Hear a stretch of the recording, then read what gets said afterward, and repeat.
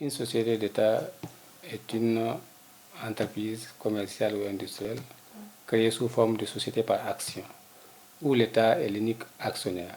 Donc, il y a une mission de service public et il y a une mission d'obligation de résultat.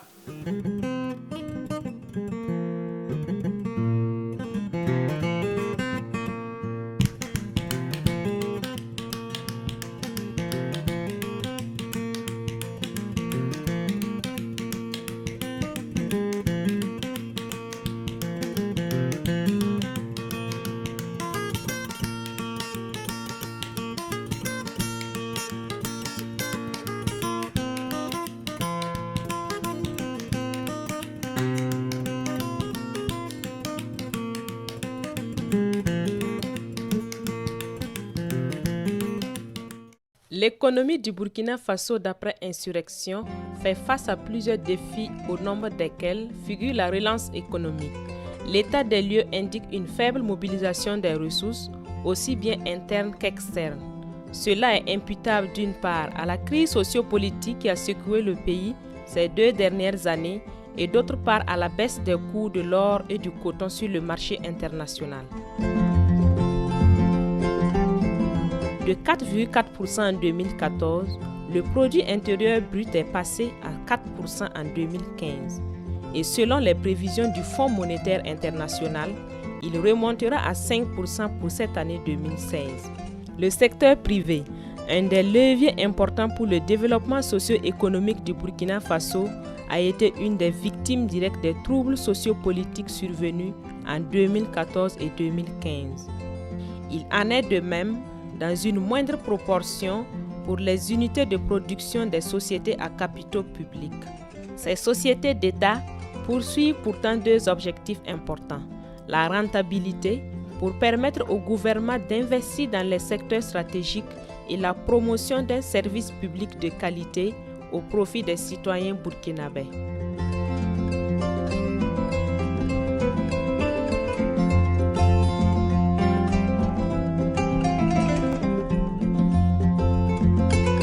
Actuellement au nombre de 23, les sociétés d'État et les établissements publics de prévoyance sociale sont le résultat d'une transformation de la forme juridique des sociétés préexistantes. Au départ, nous avions des établissements publics à caractère industriel et commercial.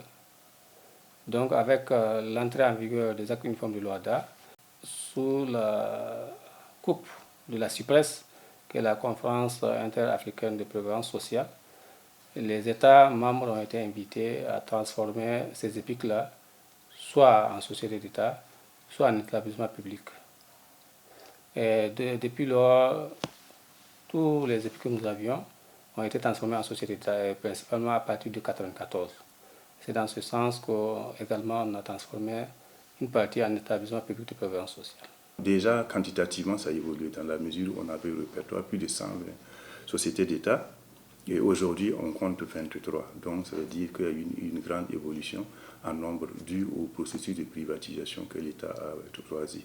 Bon, point de vue dynamisme aussi, c'est clair que dans le temps, les entreprises publiques avaient un grand dynamisme qui, bon, avec les modes d'intervention de l'État, a dû changer maintenant.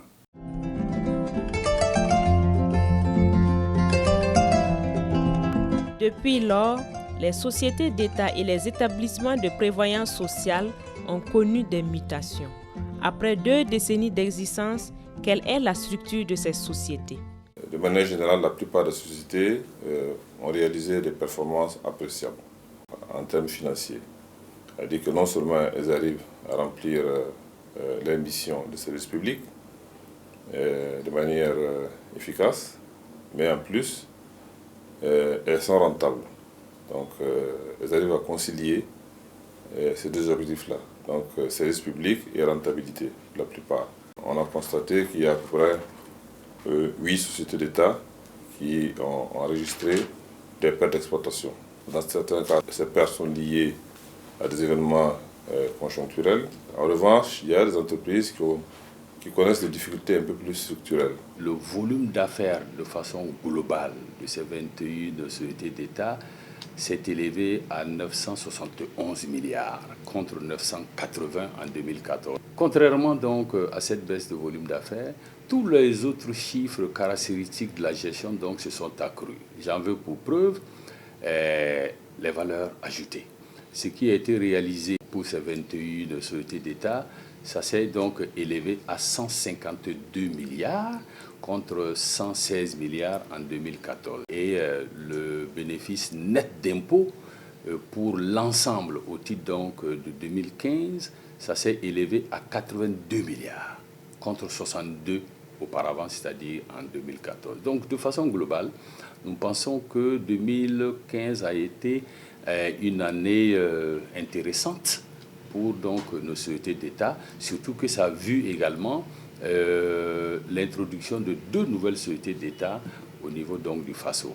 En dehors de performances économiques et financières, il faut dire aussi qu'il y a la gestion en termes de normes économiques, normes et standards internationaux. Et là aussi, nous avons des sociétés qui sont certifiées à une norme spécifique et d'autres ne le sont pas d'abord, mais sont sur le point de le faire.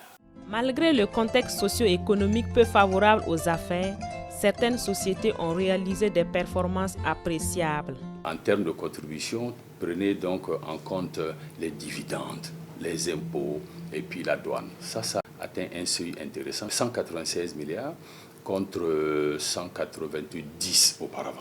Ces sociétés participent à la création de la richesse nationale. La part contributive de ces sociétés au budget de l'État se chiffre parfois à des dizaines de milliards de francs CFA. Il faut plus voir la performance de la SONABI un peu plus dans sa capacité d'assurer au pays une régularité. Mais si pour les chiffres, c'est vrai qu'on a annoncé notre contribution à hauteur de 146 milliards, ce qui fait à peu près 3/4 des contributions, 74%. Oui, nous sommes bien heureux d'avoir pu faire cette contribution-là. En 2015, nous avons présenté un résultat bénéficiaire. Le résultat net bénéficiaire fait 9 milliards 91 millions 415 521 francs CFA. La part de contribution à l'État, il s'agit des dividendes qui représentent 60% de ce bénéfice. Il faut ajouter à cela le soutien que nous apportons aux différents ministères. En 2015, nous avons construit le CMA de Bomorogui et nous avons soutenu l'État dans l'organisation du 11 décembre tournant par la construction de 3 infrastructures, l'auberge de la Pélée, la maison de la femme de Kaya et la construction d'un village artisanal moderne. Au niveau de l'éducation, cette année, nous construisons 10 écoles. Et au niveau de la santé, nous offrons bientôt 10 ambulances, une unité mobile ophtalmologique et des générateurs et des fauteuils de dialyse pour l'hôpital Yalgazo.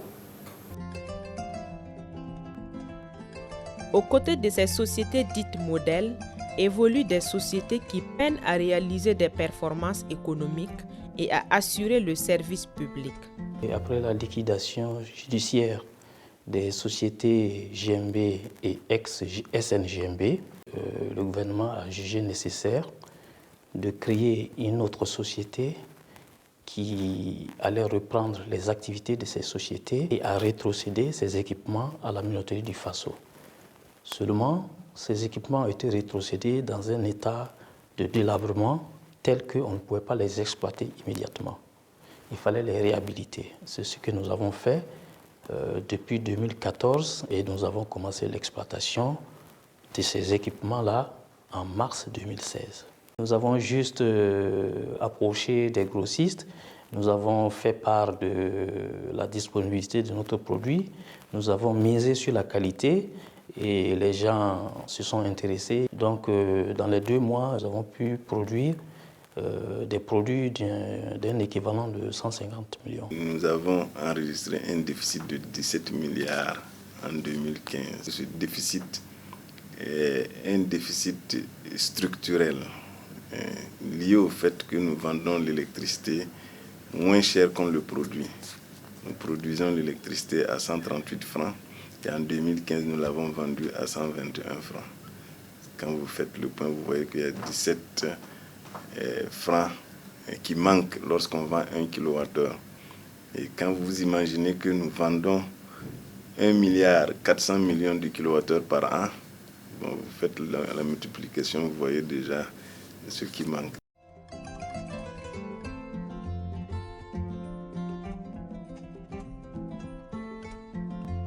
Bénéficiaires ou déficitaires, toutes les sociétés d'État doivent faire face à certaines difficultés qui handicapent leur bon fonctionnement. Ce n'est pas la grande forme du tout, parce que nous n'avons pas la possibilité de pouvoir continuer à ce rythme-là, étant donné que nous n'avons pas suffisamment de matières premières pour continuer. La plus grande partie de notre production est basée sur l'énergie thermique produite à base du pétrole.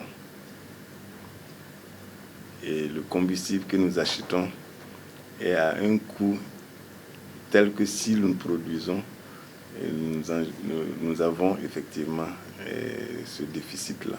Notre système est connecté à l'Internet et vraiment nos compagnies téléphoniques et autres ne sont pas jusqu'à présent à la hauteur souhaitée. Donc souvent nos prises de pari rencontrent des difficultés. On a un autre grand problème, c'est les interventions même de la LONABE. L'appui aux PME, soit en constituant des fonds de garantie. Parce que nous ne sommes pas une banque, nous ne pouvons pas prêter de l'argent aux opérateurs économiques. Et si nous n'avions pas eu un problème de trésorerie, nous aurions eu un résultat beaucoup plus important. Et d'ailleurs, la situation du marché favorable est venue atténuer la situation qui aurait pu être désastreuse au regard de notre trésorerie, dû au fait que notre partenaire Sonabel nous devait donc assez d'argent et de même que l'État pour les subventions. Mis en place pour une coopération efficace entre ses membres, le cadre de concertation s'est fixé comme objectif global de faire des sociétés d'État un maillon important du développement socio-économique du Burkina Faso. En 2011, constatant la nécessité de trouver un cadre où les sociétés vont se retrouver pour exprimer leurs besoins, pour dire leurs difficultés, l'Assemblée générale de sociétés d'État a recommandé la mise en place du cadre de concertation de sociétés d'État. Et en 2012, le ministre du Commerce, de l'Industrie et de l'Artisanat a pris un arrêté pour définir l'organisation, la composition de ce cadre-là. En plus de ce décret-là, le cadre de concertation a élaboré les outils pour son organisation interne. Il s'est réuni 4 fois par an. Il examine justement les difficultés des sociétés d'État et rencontre à l'Assemblée générale des sociétés d'État. Et chaque société est représentée par son président du conseil d'administration, par son directeur régional, par le directeur administratif et financier, le directeur des ressources humaines et l'auditeur interne. L'une des missions de cadre est de faire de sociétés d'État un moteur de développement économique et une référence en matière de gouvernance d'entreprise au niveau national, au niveau régional et sous-régional. Le suivi et le développement de ces sociétés passe aussi par une formation continue des acteurs. Concernant la formation des administrateurs, c'est une formation qui est annuelle et elle a été initiée à l'issue d'une résolution en 1999 lors des assises de l'Assemblée de sociétés d'État. Donc l'intérêt de cette formation-là, c'est de former les administrateurs des sociétés à capitaux publics, c'est-à-dire des sociétés qui appartiennent à l'État, soit en totalité ou en partie. Et en plus des administrateurs, il y a des directeurs généraux, d'autres responsables de sociétés d'État qui, sociétés à capitaux publics, participent à cette formation. Pour des raisons de choix politiques, l'État burkinabé prend parfois l'option de privatiser de façon partielle ou totale certaines sociétés. C'est un choix politique. On ne privatise pas parce que ça marche ou parce que ça ne marche pas. En 1991, avec l'arrivée des PAS, les PAS c'est les programmes d'ajustement structurel, où beaucoup d'États africains, le Burkina n'est pas le seul, en collaboration avec les partenaires techniques et financiers, ont pris la politique de privatisation des sociétés publiques. Voilà, et dans ce cadre, il y a une loi portant organisation de privatisation, Burkina et ses textes d'application. C'est dire que c'est fait selon une politique bien définie. Pour remédier à cela, la bonne gouvernance dans la gestion de ces entreprises publiques s'impose comme une nécessité vitale. La gouvernance d'entreprises et d'entreprises d'État en particulier, ça doit reposer sur un certain nombre de faits. C'est simple, c'est les hommes.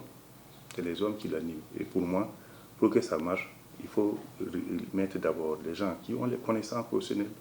Deuxièmement, des gens qui ont l'expérience et des gens qui sont intègres. Les gens étaient plus disciplinés avant qu'aujourd'hui. Et je pense que si on revient à ces valeurs-là, je pense qu'on va aboutir à des résultats plus intéressants. Il y a déjà un code de bonne pratique de gouvernance de sociétés d'État que l'Assemblée générale de sociétés d'État a recommandé, qui a été élaboré et qui est en cours d'exécution actuellement. Donc dans ce code, c'est vraiment un répertoire de bonnes pratiques de gouvernance des entreprises. Donc la mise en œuvre de ce code-là déjà est une bonne perspective pour l'amélioration de la gestion des sociétés d'État. Et en plus de l'application de ce code, il y a également une recommandation qui vient d'être prise à la 24e session de l'Assemblée générale des sociétés d'État pour l'élaboration d'une stratégie de gouvernance des sociétés d'État. Il va falloir continuer donc à assumer le service public dans sa qualité et pour être beaucoup plus performant et puis pour être également beaucoup plus dynamique.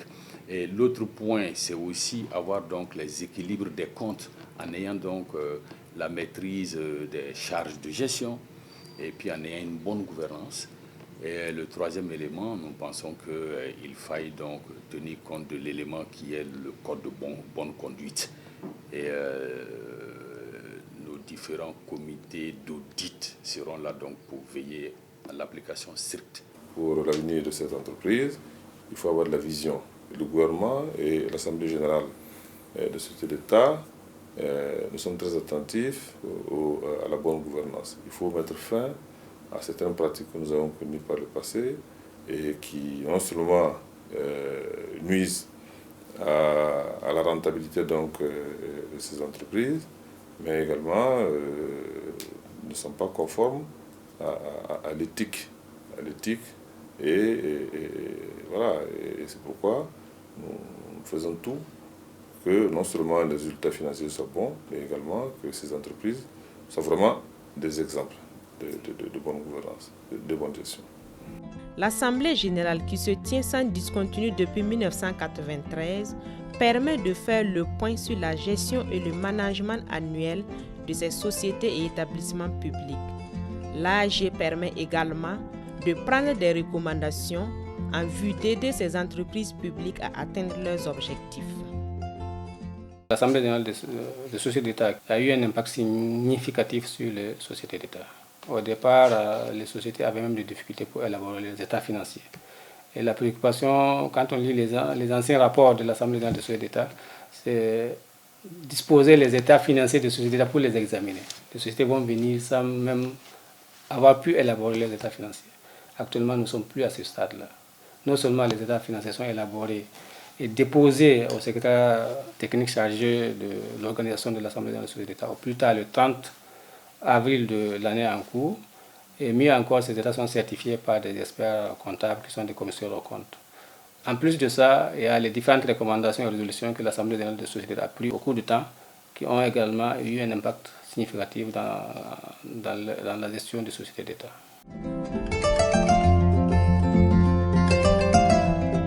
Au regard de l'importance de leur mission, les structures de gestion des sociétés d'État et des établissements publics de prévoyance sociale font sans cesse des projections en vue d'améliorer leur performance.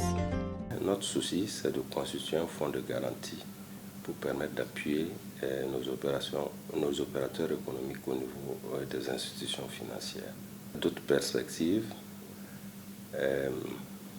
c'est la création même d'une fondation au niveau de la loterie. Les populations ont horreur de toute rupture, que ce soit du gaz butane, que ce soit les produits pétroliers, et l'ensemble du personnel de la SONABI s'engage et se bat pour que justement cette situation, même si elle doit arriver, qu'elle soit un fait très rare. Et avec les protocoles que nous avons signés, nous nous sentons vraiment compris, accompagnés. Et nous pensons que si notre trésorerie s'améliore, nous pourrons faire des choses très intéressantes à la fois pour l'État que pour les populations. Nos attentes, c'est d'avoir un appui pour nous permettre de commander une quantité suffisante de matières premières, c'est-à-dire le blé, pour pouvoir répondre à une éventuelle hausse de la demande lorsque nous allons lancer véritablement la production en direction du marché burkinabé. Nous, l'objectif, c'est rendre l'énergie accessible à moindre coût. Renforcement technique de ces installations, d'une part. D'autre part, amélioration des importations. Troisièmement, attaquer les énergies renouvelables. Voilà les perspectives pour la SONABEL. Et à côté de ça, bon, bien sûr, il faut aussi tendre à réduire la dette de l'État. Parce que quand on dit déficit, là, c'est quelqu'un qui supporte. Donc, et si l'État doit mettre de l'argent subventionné pour qu'on puisse vendre l'électricité, c'est vous et moi qui supportons. Donc, en perspective, c'est rendre l'énergie accessible à la population à moindre coût. Nous prenons l'engagement de travailler à améliorer le service à la clientèle. Quand je parle de service, je parle bien de la fourniture de l'électricité, mais aussi des autres aspects, à savoir le service rendu à la clientèle, par exemple les règlements des factures. Nous sommes en train de travailler pour trouver des voies et moyens pour soulager la population, pour qu'il n'y ait plus de bousculade, pour être le plus près possible du client, pour que le client n'ait pas à se déplacer loin pour pouvoir avoir accès à nos services. Et nous travaillons aussi à diminuer les délais et pour permettre en tout cas aux clients d'être satisfaits. Il faudrait donc que l'État paye ses dettes. Et ensuite, on a demandé qu'il faille aussi à l'État d'intervenir en termes d'appui financier, surtout en ce qui concerne donc la couverture des besoins en fonds de roulement. Parce que plusieurs d'entre elles ont éprouvé cette difficulté de trésorerie temporaire, ce n'est pas structurel. Donc si l'État peut suppléer pour leur permettre donc de retrouver une santé financière en termes de trésorerie court terme, et puis mener à bien leur activité et se pérenniser. L'autre élément, c'est donc signer des contrats plans, avec surtout les ministères de tutelle, parce qu'il y en a qui ont été créés pour nous permettre donc d'avoir de bonnes capacités d'absorption de nos lignes budgétaires, et puis avoir des économies sur dépenses, et également être rentables. Mais ce pourquoi elles ont été créées, on est en train donc de les sevrer. Donc il faudrait qu'on s'assume. Et je parle donc des ministères de tutelle. Ces trois éléments-là vont permettre donc à ces sociétés d'État de se retrouver, d'être sur leurs pieds et puis donc de connaître des croissances continues. Quand on dit société, qu'il soit État ou privé, ça doit viser un objectif. Il y a des sociétés dedans qu'aujourd'hui on est conscient, ça c'est, je dis quelque chose de osé, on est conscient qu'ils ne peuvent pas atteindre leur objectif tel qu'ils sont créés. Il faut les enlever. Ils vont devenir des branches de l'administration centrale ou quoi, et laisser, ça doit, une société privée, une société d'État doit être rentable et exécuter efficacement son objectif. Moi, c'est mon choix.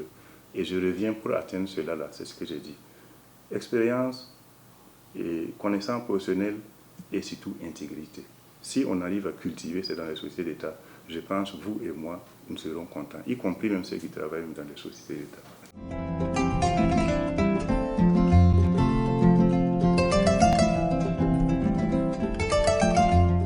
La mise en œuvre des recommandations de la 24e Assemblée générale des sociétés d'État et des établissements publics de prévoyance sociale en sus de l'application du Code de bonne conduite élaboré en 2015 devront permettre aux sociétés déficitaires d'atteindre leurs objectifs et aux sociétés modèles d'accroître leurs performances.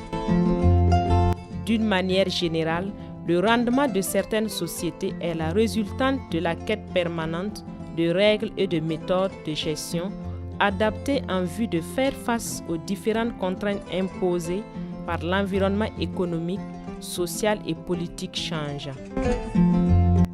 les sociétés d'État devront travailler désormais à être des pôles de développement économique et des acteurs clés pour l'atteinte des objectifs du Plan national de développement économique et social PNDS.